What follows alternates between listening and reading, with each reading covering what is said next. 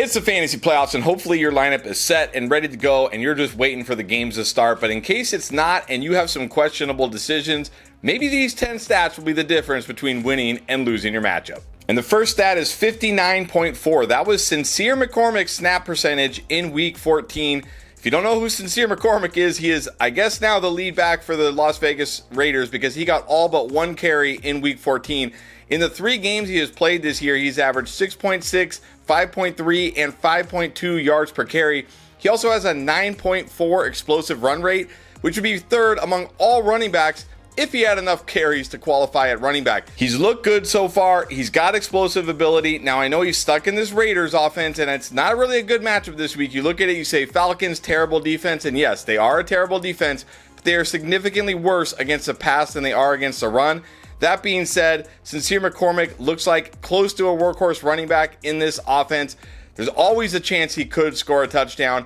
I don't think Sincere McCormick is necessarily one of your best starts this week, but he's also not one of your worst. So if you're struggling at the RB2 spot and you got McCormick, you picked him up, go ahead, take a chance on him. The next stat you need to know is 30.3. That was Kendre Miller's snap percentage in Week 14, returning to action after being exiled by former head coach Dennis Allen for no reason whatsoever, apparently. And he actually looked pretty good on those 30 snaps. He got 10 carries, which was only 7 less than Alvin Kamara, and he somehow ran for only 12 yards less than Alvin Kamara on those 10 carries. Not to mention he scored the only rushing touchdown. Now, certainly there is worry here. It's not going to be Derek Carr this week. The quarterback play is probably going to be terrible, but I'll say for the Commanders, they are much better against the pass than the run. They're one of only 2 teams allowing over 5 yards per carry, and they're allowing the 5th most rushing yards per game. Now, I don't think Kendre Miller is going to take over lead back duties, but I think we could see this closer to a 50-50 split, at least on the ground. Kamara is still going to be the preferred pass catching back, of course, but I think on the ground we could see this closer to 50-50.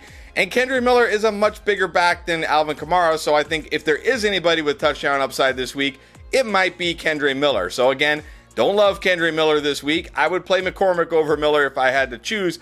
But once again, if you're desperate, if you're decimated at RB2, go ahead, take a chance on Kendre. The next stat you need to know is 39.1. That was Nick Chubb's snap percentage in Week 14. And we have seen a drastic shift in this backfield over the last 2 games. Last week, Jerome Ford played 53% of the snaps. He only had 1 less carry than Nick Chubb, and he ran 7 more routes than Nick Chubb. But the week prior against the Broncos in that shootout, Jerome Ford played 66% of the snaps, had the exact same number of carries as Nick Chubb, but ran 30 more routes against that Broncos team. Nick Chubb is nowhere close to healthy. Nick Chubb is nowhere close to the guy we've seen for his entire career, and I feel like maybe the Browns are starting to realize it. It was a great story. He came back, got him some touchdowns. He could always score, but literally Nick Chubb this week against the Chiefs, who are currently the toughest run defense in the NFL, has to score just not to be a complete and utter bust. That is way too risky to be putting in your fantasy lineup in such an important game. I mean, you'd have to be unbelievably desperate to start Nick Chubb this week,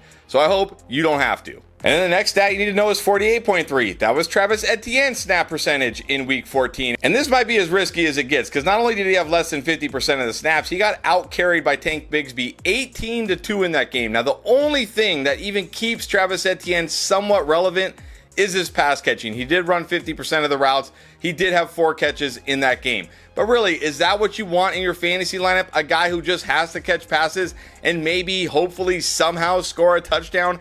I don't think so. This is way too important of a week. Travis Etienne has been the biggest non-injury bust in fantasy football this year. No doubt about it. No argument can be made there. And there is no way I could trust this guy in my lineups in such an important game. But if you've been trusting us all season long and enjoying the content we put out, let me just ask a quick favor. Hit that like button, subscribe. We'd greatly appreciate it. The next stat you need to know is 21.7. That is DeAndre Hopkins' target share over the last 2 games, which ranks second on the Chiefs, only behind Travis Kelce. But when you look a little deeper, he has an elite 45.3% of the air yards. That is incredible. And he also has a very strong 28 first read percentage. DeAndre Hopkins at this point of his career is not a guy who's out there all the time. He's only running about 60 to 70% of the routes. But when he is out there, Patrick Mahomes is looking his way more often than not. and he's looking for this guy near the goal line in the end zone, which is also a big bonus. Now he gets a Cleveland Browns secondary that's going to be without Greg Newsome this week, one of their best corners, and they're also allowing the 6th most fantasy points to wide receivers on the season. Not to mention the Browns play at one of the fastest paces with Jameis Winston under center, which means the Chiefs are going to have a lot of snaps in this game, a lot of opportunities with the ball. DeAndre Hopkins has been good the last couple of games, but I think this week he could be great. I think this could be the week where we see another big DeAndre Hopkins game finally. So if you're struggling at your wide receiver 3 flex spot and you've got D-Hop, I think you should just fire him up. And the next stat you need to know is 15.8. That is the amount of PPR points allowed to slot wide receivers by the Las Vegas Raiders this year, which is the 4th most among all defenses. Now they're going to face the Falcons and their slot wide receiver, Ray McLoud. That's right, Ray McLoud, who's coming off a huge game, by the way. 8 catches, 89 yards on 11 targets last week against the Vikings. Now he gets another fantastic matchup here against the Raiders, who are pretty strong against outside wide receivers, not very good against the slot. And I know Kirk Cousins has struggled, and to be honest, that's being nice. He's been terrible. Like Ray McLoud, no, maybe he won't score a touchdown. But Kirk Cousins is still having to throw the ball a lot and put up a decent amount of yards. So there is enough here for Ray McLeod. Again, if you're looking for a flex in a very deep league, if you're hurting at wide receiver, which a lot of us are, because A, wide receivers have been terrible this year, and B, a lot of them have been hurt as well. So if you've got Ray McLeod, or he's still on your waiver wire, which he very well could be, and you are absolutely desperate at flex, and you're in a PPR league, I'll say that, only in PPR leagues, go get him. He could come through this week. Now, one stat I know will help you this week is Jordan Love, 1 yard. That's right. If he just gets 1 yard, you win that pick on Underdog.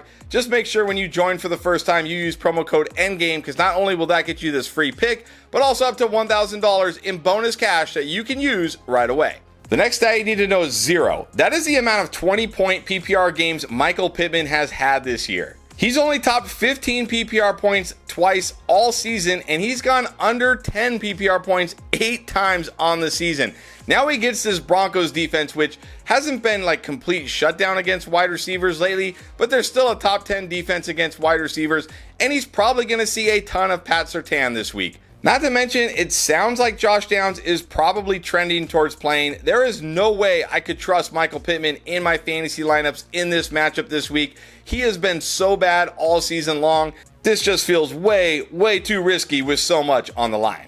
The next stat you need to know is 42.5. That is Pat Freiermuth's fantasy points over the last 3 games, which is 6th best among all tight ends. Now, I mentioned him on this video last week as a sneaky kind of streaming option at tight end, so let's mention him again because I think he's once again a good option if you need a streamer at tight end, or if you picked him up last week, just roll with him again. Now, this is not a good matchup against the Eagles by any stretch. They've been great against tight ends this year, but they have given up 3 touchdowns in the last 2 games to tight ends, including one to Tommy Tremble, of all people, not to mention 2 touchdowns to Mark Andrews a couple weeks ago.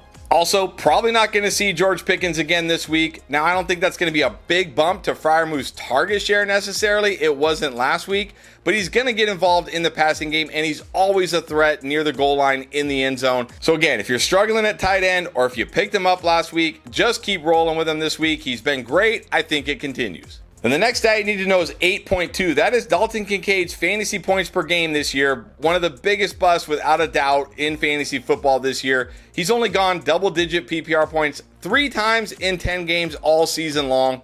And now he draws quite possibly the worst matchup a tight end can possibly have against the Detroit Lions. They've only given up 2 touchdowns on the entire season.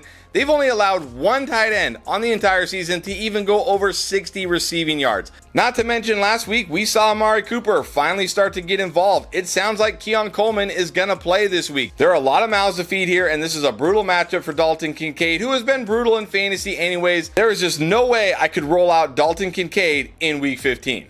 And then the last stat you need to know is 20.5. That is Bo Nix's points per game since week 5, which is actually 5th best among all quarterbacks. And now he gets a very good matchup against his Colts defense, where on the season they're not giving up a ton of points to QBs necessarily, but they're giving up the 6th most passing yards to quarterbacks this year. Now, I will say, on the one downside here for Bo Nix, for some reason in the last 4 or 5 games, he's barely been running the football, but he always is a threat to run in a score. He's got Courtland Sutton. He's been playing well. Over that stretch I mentioned, since week 5, he hasn't scored less than 14 fantasy points, and in half his games, he's gone 19 or more fantasy points. If you need a streamer at quarterback, Bo Nix is probably out there in a lot of leagues. Not necessarily my favorite quarterback this week, but among the guys who are probably readily available on the waiver wire, he's definitely one of the strongest. It's week 15. It's must win. If you missed any of our videos to help you, go check them out right now before you set that fantasy lineup. We got them right here in our week 15 playlist.